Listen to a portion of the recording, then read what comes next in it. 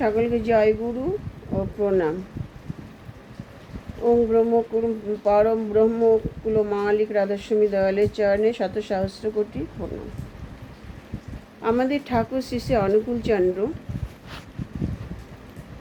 যখন পৃথিবীতে তার আবির্ভাব হয়, ছোট থেকে তিনি একটু অন্য জগতের মানুষ ছিলেন। তার মধ্যে একটা আধ্যাত্মিক ভাব ছিল, একটা ঐশ্বরিক শক্তি অনুভব করেছিলেন মানুষ।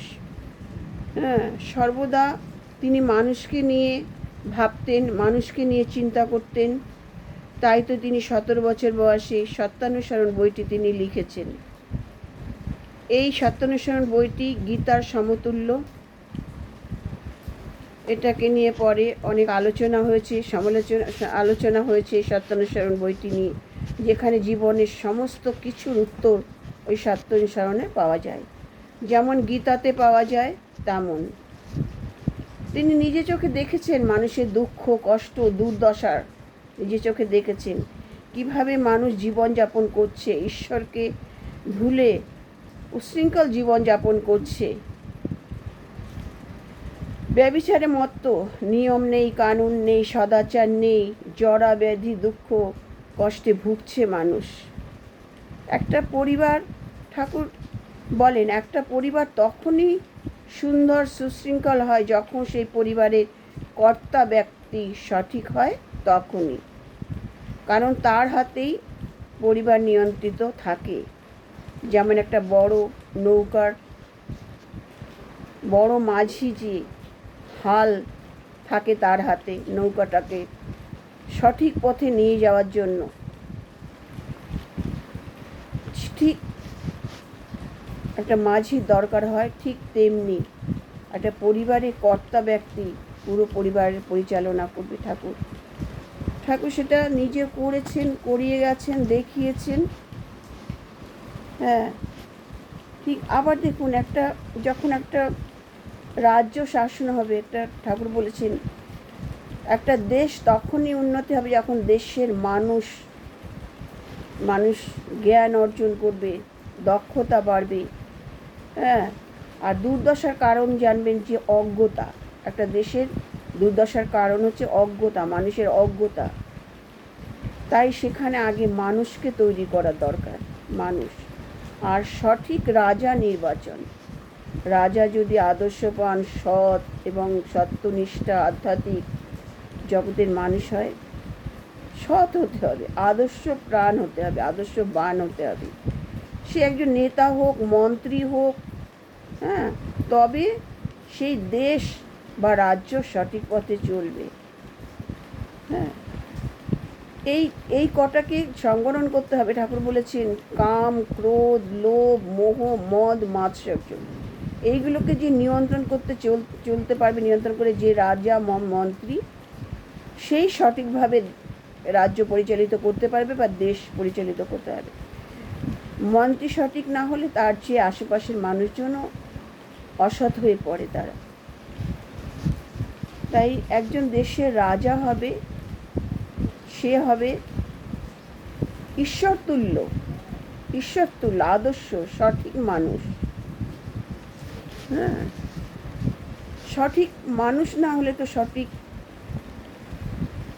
দেশের নাগরিকদের সঠিকভাবে পরিচালনা করতে তিনি পারবেন না। তাই সঠিক রাজা প্রয়োজন। আর এই রাজা নির্বাচন একমাত্র কিন্তু প্রজারাই পারে। প্রজারা এক ধাক্কায় রাজাকে উপরে গদিতে বসাতেও পারে, আবার এক ধাক্কায় ফেলে দিতেও পারে। তারা সঠিক রাজা নির্বাচন করতে পারে এক ঝটকায়।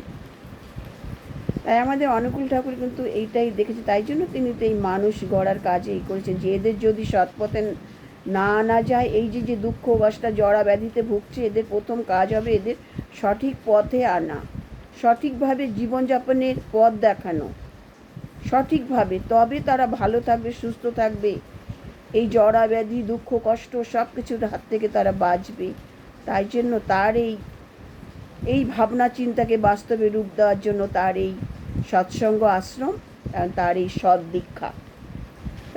দীক্ষা, সেটাই ঠাকুর পড়ে গেছেন। 81 বছরের জীবন।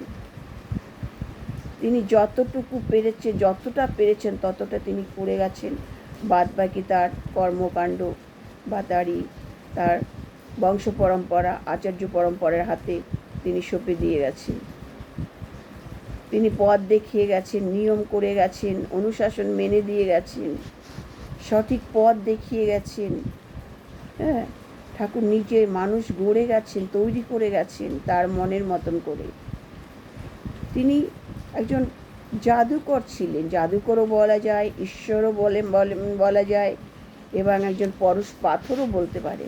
কারণ তার সংস্পর্শে গেলে যে কোনো লোক সোনা হয়ে যায়, খাঁটি সোনা হয়ে যায়, সঠিক পথে চলে আসে। এমন তার মধ্যে এমন জাদু ছিল বা এমন শক্তি ছিল তার মধ্যে। এই কত মানুষকে তিনি সঠিক পথে এনেছে, তার মানুষকে দীক্ষা দিয়েছেন, ঘরে ঘরে দীক্ষা দিতে পাঠিয়েছেন, দীক্ষা দিয়ে তাদেরকে সঠিক পথে সঠিক আচরণ শেখানোর জন্য, সঠিক সদাচারে মানার জন্য, নিয়ম কানুন সুশৃঙ্খল জীবনযাপনে আনার জন্য তাদের এই দীক্ষা ব্যবস্থা। আর এটাই করে গেছেন তিনি। ঘরে ঘরে ঢুকে প্রত্যেকের তাদের যে সৎসঙ্গ দল গঠন করেছেন, ঋত্বিক দল গঠন করেছেন, তাদের মাধ্যমে তিনি দীক্ষা দিয়ে প্রত্যেকটা পরিবার এক একটা পরিবারকে সঠিক পথে এনেছে। আর সেই ঠাকুরের পথে যারা চলেছে দীক্ষা নিয়ে, সেখানে একটা আদর্শ পরিবার তৈরি হয়েছে, করে গেছেন ঠাকুর। যেটা একজন রাজার করা দরকার সেটা ঠাকুর করে গেছে। অন্তত লক্ষ লক্ষ কয়েক কোটি মানুষকে তিনি সঠিক পথে এনেছেন, দক্ষতা জুগিয়েছে, তাদের মধ্যে জ্ঞানের সঞ্চারণ করেছেন। হ্যাঁ, ন্যায় অন্যায় প্রভেদ বুঝিয়েছেন, ধর্ম অধর্মের ভেদাভেদ ঘুচিয়েছেন তিনি। হিংসা অহংকার এগুলোকে তিনি দূর করেছেন মানুষের মন থেকে। হ্যাঁ, তাই মানুষের পাশে থাকা, এটাই তার ধর্মের কথা বলতে গিয়ে তিনি এটাই বলেছেন, আমার ধর্ম হচ্ছে মানুষের পাশে থাকবে, নিজেকে তৈরি করবে, মানুষের পাশে থাকবে। হ্যাঁ, আগে সঠিকভাবে নিজেকে তৈরি করতে হবে, বাঁচতে হবে, বাড়তে হবে, তারপরে মানুষের পাশ থেকে মানুষের সহযোগিতা করতে হবে, মানুষকে বাঁচাতে হবে। তোমার জীবনে তুমি যদি 10টা মানুষকে ঠিক পথে আনতে পারো, এটাই হবে তোমার ধর্ম, এটাই হবে তোমার সঠিক ধর্ম। ধর্ম কাকে বলেছে ঠাকুর এইভাবে বুঝিয়েছে, ধারণ পালন বর্ধন। হ্যাঁ, নিজে বাঁচতে হবে, অন্যকে বাঁচাতে হবে। ধর্মে লড়াই নাই, সম্প্রদায়ের ধর্ম না। প্রত্যেকটা তিনি জাতিভেদ প্রথা ভেঙেছেন। তার কাছে সমস্ত ধর্মের লোক এসেছেন, সমস্ত সম্প্রদায়ের লোক তার কাছে এসেছেন, তার দীক্ষা নিয়েছেন, তাকে গুরু বলে মেনেছেন, তার সংস্পর্শে সারাটা জীবন কাটিয়েছেন। তারা বলে না সৎসঙ্গে স্বর্গবাস হয়, তাই তাদের স্বর্গবাস হয়েছে ঠাকুরের সঙ্গ করতে করতে। যারা ঠাকুরের সঙ্গ করেছে তারা এখনও বেঁচে আছেন, তাদের মুখে শোনা যায় ঠাকুরের যে অবদান মানুষের প্রতি, ঠাকুর যে কার্যকলাপ, ঠাকুরের যে সুদূর প্রসারী চিন্তাভাবনা, তাদের মুখে শোনা যায় যে সুদূর প্রসারী চিন্তাভাবনা ছিল মানুষকে বাঁচাতে, মানুষকে ভালোভাবে যাতে থাকতে পারে। ঠাকুর তার জন্য প্রচুর শ্রী ঠাকুর অনুকূলচন্দ্র একমাত্র দাঁড়ে দাঁড়ে ভিক্ষা করেছেন তার শিষ্যদের নিয়ে, তার যে ঋত্বিক যে সংগঠন নিয়ে এই যে সৎসঙ্গ আশ্রম তৈরি করেছেন, মানুষের বেঁচে থাকার জন্য, জীবিকা অর্জনের জন্য তিনি প্রচুর সংস্থা তৈরি করেছেন। হ্যাঁ, কর্মসংস্থান করেছেন তিনি। ছোট ছোট কারখানা থেকে শুরু করে বালিকাদের লেখাপড়ার জন্য তপোবন স্কুল, কলেজ, হসপিটাল, চিকিৎসালয়, তারপরে বিজ্ঞান গবেষণাগার থেকে শুরু করে নলকূপ বসানো থেকে শুরু করে মায়েরা কি করে ঘরে বসে কাজ করতে পারে তার ব্যবস্থা তিনি করেছেন। হাজার হাজার কলকারখানা তিনি তৈরি করেছেন। হ্যাঁ, কয়েকশো বিঘা জমি নিয়ে তার সৎসঙ্গ আশ্রম, সেখানে তিনি হাজার হাজার পরিবারকে ঠাঁই দিয়েছে। হ্যাঁ, তারা ডাল ভাত খেয়েছে, কিন্তু সুখে শান্তিতে আনন্দে তারা বসবাস করছে ঠাকুরকে পেয়ে। তারা খুশি, আনন্দিত তারা। তাই এটাই অনুকূল ঠাকুরের কর্মকাণ্ড, মানুষের পাশে থাকা, মানুষকে সৎ পথে আনা, সঠিক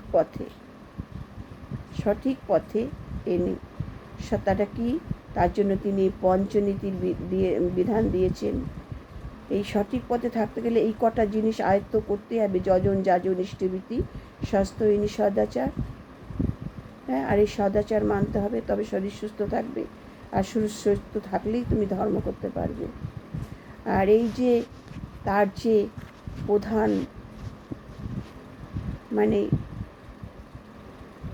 হচ্ছে ওই শত অনুজ্ঞা, আমি অক্রোধী, আমি অমানি, আমি নিরলস, কামলোভজিত, সেটা প্রতিদিন পাঠ করা এবং এটাকে অনুশীলন করা। আর ওই যে ইষ্টভীতি, ভোরবেলা ইষ্টভীতি করা, ভোরেই ঠাকুরের সঙ্গে যুক্ত হয়ে যাওয়া, সকলকে নিয়ে প্রার্থনা করা। এইটাই তো পরিবর্তন এনেছেন। এইভাবে মানুষের বিবর্তন এনেছে, পরিবর্তন এনেছেন। এইভাবে তিনি দাঁড়ে দাঁড়িয়ে দীক্ষা দিয়ে মানুষকে সঠিক পথে এনেছেন। আগে পরিবারের কর্তা ব্যক্তিকে তৈরি করেছেন, তারপরে তার মাধ্যমে তার সন্তান, ছেলে বাবা মাকে দেখে সন্তান সন্ততি শেখে। তারপরে তিনি ছোট শিশুদের কিভাবে শিক্ষা দেবে, বড় করবে, সেগুলো বলে গেছেন। কিভাবে বিয়ে দিলে সঠিক সংসার স্থায়ী হবে, সেগুলো বলে গেছেন। সুসন্তান কিভাবে পৃথিবীতে আসবে, সেগুলো তিনি বলে গেছেন। মায়েদের আগে সঠিক হতে হবে, শুদ্ধ হতে হবে, আদর্শ মা হতে হবে, তবে একটা আদর্শ সন্তান আসবে। বাবা মাকে সঠিক হতে হবে, সঠিক পথে থাকতে হবে, তাদের সম্পর্ক ভালো রাখতে হবে। তাই জন্য তিনি সমস্ত বিধান তিনি তার বইতে লিখে গেছেন মানুষের জন্য। এটাই ছিল ঠাকুর।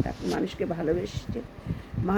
ভালোবেসেছেন তিনি, মানুষ ভালোবাসতেন।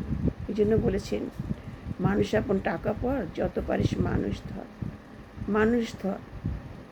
মানুষ ধর মানে মানুষকে পথে আন, আমার কাছে নিয়ে আয়, সঠিক পথে নিয়ে আসতে হবে মানুষকে, তবে এটাই তোমার ধর্ম। এইভাবে তিনি বলেছেন। জয় গুরু। আমার আলোচনা ভালো লাগলে লাইক, শেয়ার, কমেন্ট করবেন, মানুষকে জানাতে সাহায্য করবেন, সাবস্ক্রাইব করবেন। জয় গুরু।